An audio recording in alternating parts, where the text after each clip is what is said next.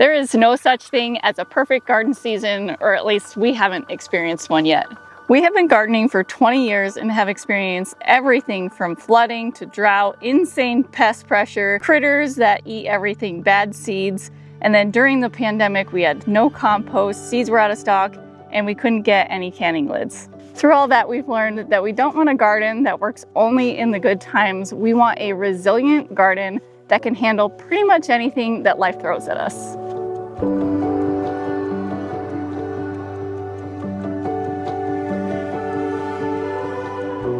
A resilient garden to us is one that thrives despite all the problems like harsh weather, supply chain disruptions, pest pressure, seed shortages, things like that. Our journey with gardening has evolved a lot. In the beginning, we just started out with a little hobby garden that I just had a couple of things in there.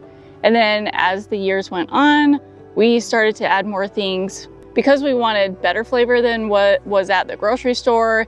Then I went through a health struggle and I decided that we were gonna try and grow a year's supply of food. So that was like our next evolution with the garden. So now we're at the point where we are building a garden for food production and self-reliance during these uncertain times. So this week we are going to be planting, harvesting, and we're talking about the 5 crops that we think are the foundation of a resilient garden.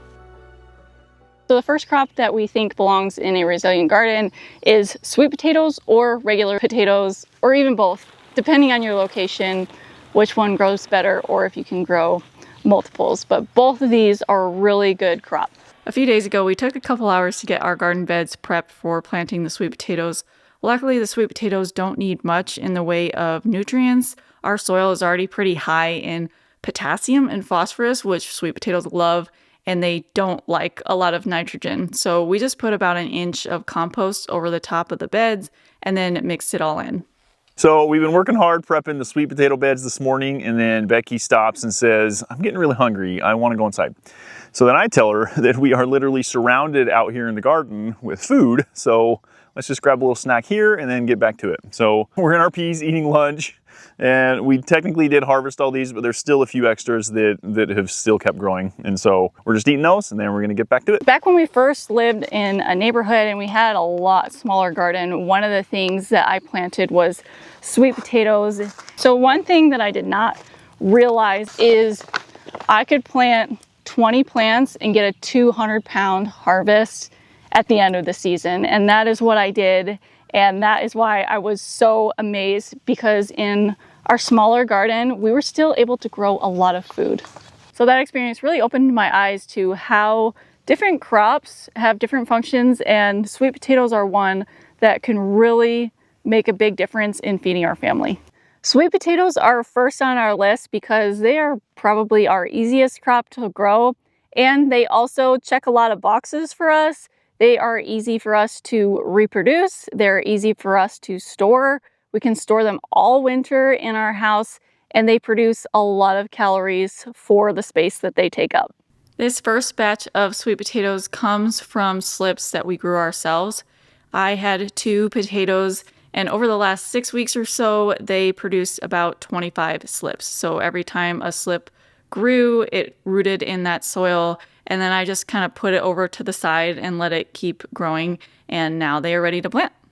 Usually I plant my sweet potatoes about 12 inches apart, but because we were using our weed barrier paper, it already has set spacing and it's 18 inches in between plants, which works out just fine. It just gives the plants a little more room to grow. Because I wanted to grow a lot of sweet potatoes and I wanted to try some different varieties, I also purchased some slips back in January. So the varieties that we're growing this year are Beauregard. That's always been a favorite of ours, and that is what I grew from slips from potatoes that we saved.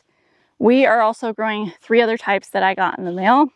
One is Covington, the other is White Bonita, and the last one is Purple Majesty. I feel like so much of our experience kind of shapes what we do in the garden. And as we have gone throughout the years, one of the things that I've noticed is I just get really frustrated with things when they don't work out. So one of the things that kind of frustrated me this year and in years past When I have not grown enough of my own sweet potato slips, we get them shipped in.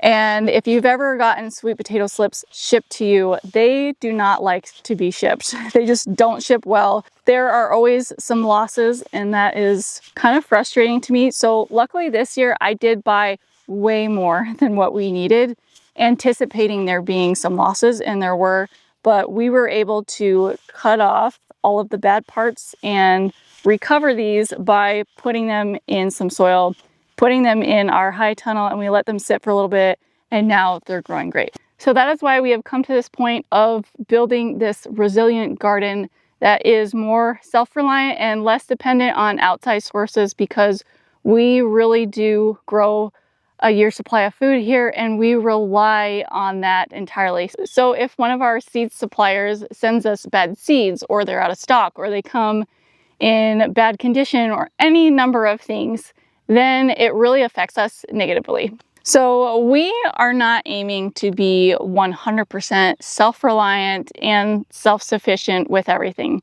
It's just not possible for anybody. So there are still things that we're going to be buying from outside sources and things like that.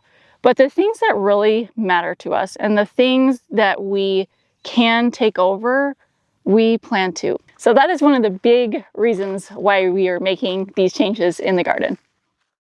We have been talking a lot about resilience in the garden, and one thing that I have learned over the years is that resilience, it looks different for everyone. For our family, a lot of that comes from growing our own food, but we know not everyone has the space, time, health, or desire to do that. Sometimes resilience simply means having better options available when you need them. So a great option that we have found is Wildgrain. They are the first baked from frozen subscription box for sourdough breads, artisanal pastries, and fresh pastas. So I'm going to show you guys what came in our box this month. With every box, you get free croissants. These are ham and cheese foldovers. This is what we're going to cook up today, and I'm really excited about it. Sourdough bread, also delicious. We've had this many times. Cinnamon raisin English muffins. Strawberry white chocolate biscuits. Their biscuits are also so good. Everything's so good. This is churned French butter. Finally, we have some chocolate chip cookies. One of the things I really love about Wildgrain is for their breads, they use a slow fermentation process so that it's easier to digest. And for everything else, they use simple, clean ingredients. They have vegan, gluten-free, and protein box options if you need them. Our Wildgrain box always disappears really fast. Our kids are very excited when we get it, so it doesn't last long. And if you want to check out Wildgrain for yourself, you can click our link in the description and use code SEASONAL30 for $30 off your first box, plus free croissants for the life of your subscription. Before I came full-time here with Becky on the farm, I had a career in retail. And let me tell you, there are not two more opposite ends of the spectrum when you look at the consumer lifestyle that retail wants to provide you and the production lifestyle that we have here on our farm. It was almost comical at sometimes the business decisions I was making at work, and then come home later that night and do completely the opposite thing here. Long story short, the lifestyle that we have here is so much more fulfilling, it's so much more satisfying, and our options are so vast when it comes to what we can do. We are in complete control of the food that we grow, what we harvest, and what we do with it. Okay, what I need is not in here. I need to find it. Okay, found what I needed. It's usually laying somewhere around here. If not in the shed, it's somewhere else. The second crop that we picked for our resilient garden, I'll introduce with a poem. Beans, beans, the magical fruit. The more you eat, the more the more balanced your diet is. The second crop that we have on our resilient garden list is beans and or cowpeas. We're kind of lumping those together because they have very similar characteristics, and these cowpeas are our favorite, and we're going to be planting those right now. The cowpeas, Becky has actually saved those seeds for probably 8 years or more. That's probably the first seed that we started saving in a large way, and so definitely if there was a contest for easiest seed to save in our garden, cowpeas would win that one. Cowpeas also fit the bill for resilience because they're so easy to harvest and store. You harvest them dry off the stalk, so they're almost ready to put in a soup or eat, and then they store multiple years on the shelf with nothing else done to them. So we could have a bad year and not get any cowpeas, and we still have some left over from the year prior to use to replant or to eat. The sweet potatoes and potatoes that Becky was talking about are great for calories, and these beans and cowpeas check the box for protein.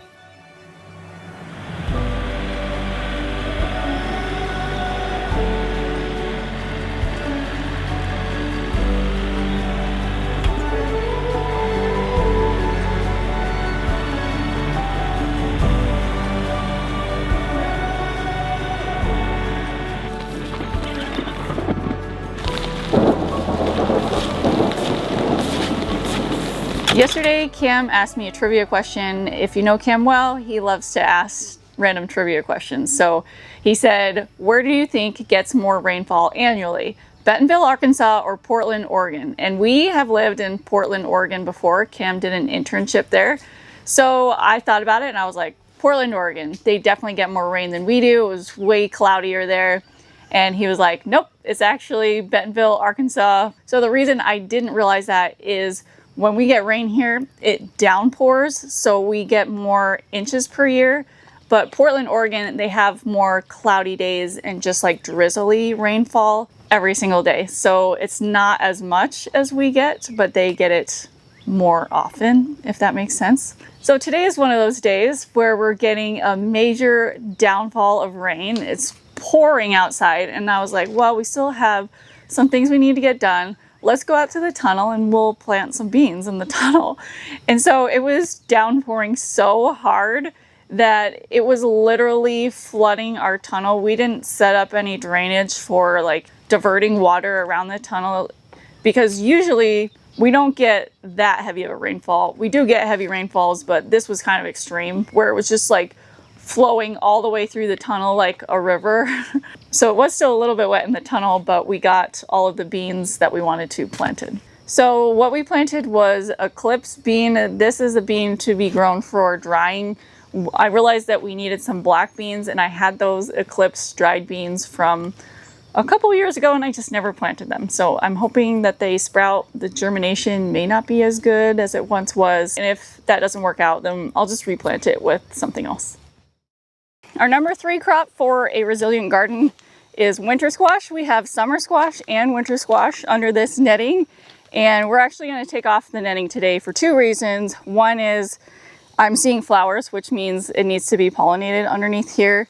And the second reason is that these plants are getting so huge that they're basically busting out of the netting, and it's not really doing anything anymore. I just realized that down there, it's not even being fully covered. So it's basically not serving a purpose. And we need to get under there and see if there's any squash bugs or eggs or things like that. Since we do have a little bit of an opening there, I probably need to double check. Every crop definitely has its pros and cons.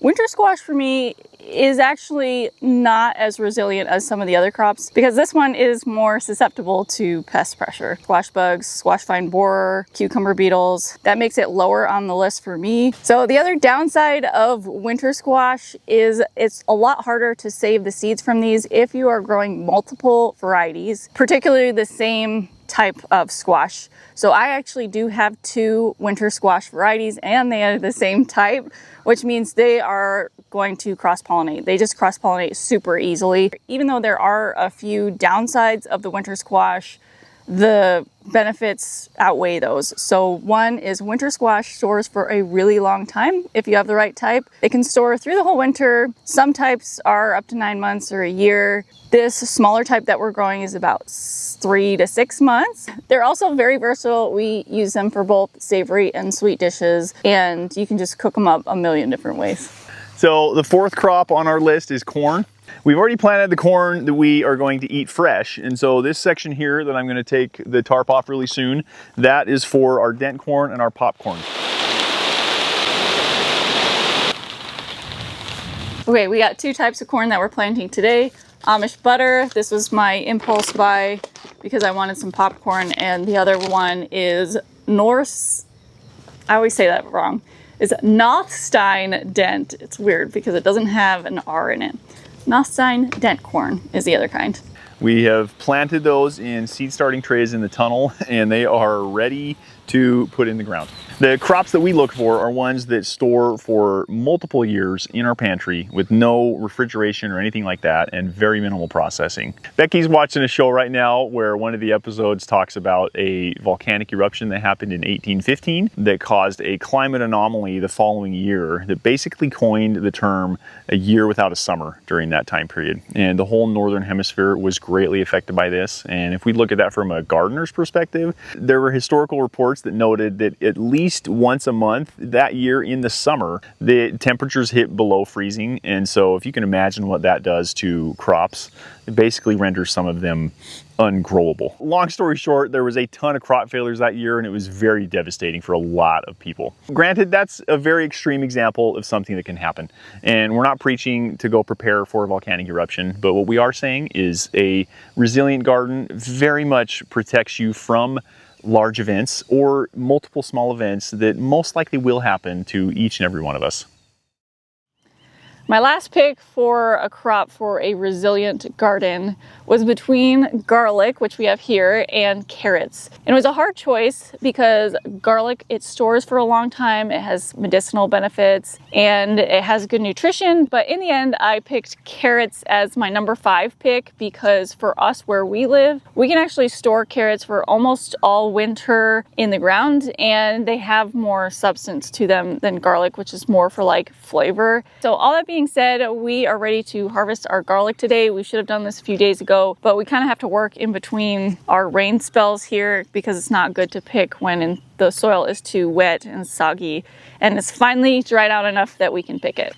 So I was just mentioning rain, and actually there is a really dark rain cloud over there, and it says it's going to rain in about an hour. Hopefully it holds out till then. So we gotta hurry and get these garlic harvested as soon as possible. We are not pulling this garlic out the textbook proper way of doing it. We are just pulling them straight up out of the ground. With these being hard-neck garlic, it's a lot less likely for them to break, but they do still break sometimes with that method because we have pretty heavy soil, so they stick down there pretty good. So the proper way to do it is to use a shovel or a broad fork or something like that to loosen it up. We are just trying to save time by pulling them straight up out of the ground, and we get about 90% of them in one piece. Any that do break, it isn't a big deal to us because we end up preserving a lot of our garlic by freezing, fermenting, and freeze drying. When we get to picking the soft neck garlic, we will not use this method. I'm definitely going to use a shovel or a broad fork because for soft neck, it breaks off almost every time for us, because they just don't have that thick stem in the middle to hold them together. So we'll do it the slow way over there. Mom, me and Keen are gonna race. See who can get theirs done faster. Okay. Set. Hey, hands off the...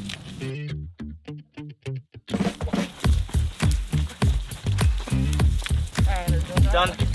Did you breaking? Come on, please. Okay.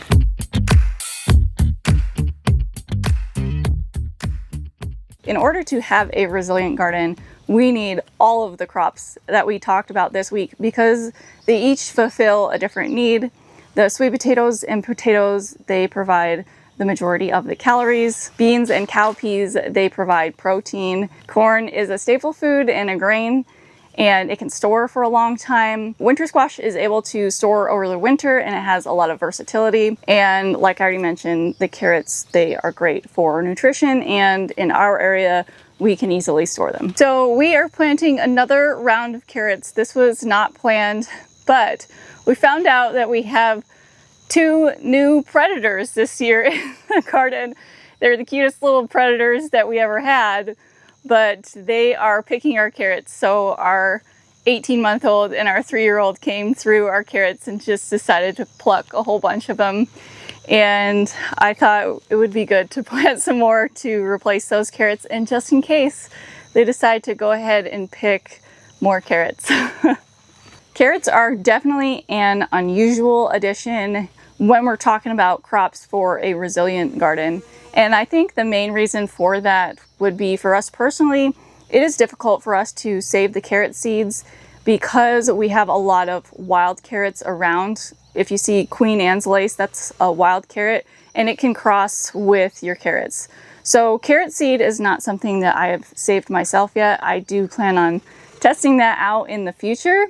But aside from the fact that it's a little bit difficult for us to save seeds, all of the other benefits way outweigh that part of it. So carrots provide us a lot of food, a lot of nutrition. As I mentioned before, we are able to store them over the winter time right out in the garden. So there's a lot less work involved with them, and we can grow them spring and fall.